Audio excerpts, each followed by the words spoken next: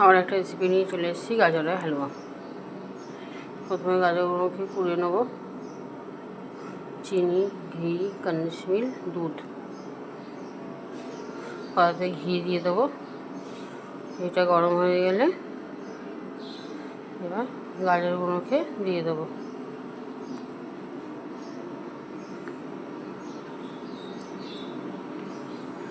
গাজরটা নাড়াচাড়া করে এবার দুধটাকে দিয়ে দেবো।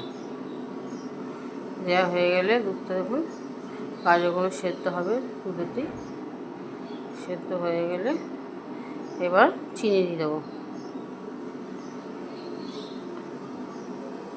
যে যেরকম মিষ্টি খাবে সেই অনুযায়ী চিনি দেবে। কন্ডেন্স মিল্কটা দিয়ে দেবো।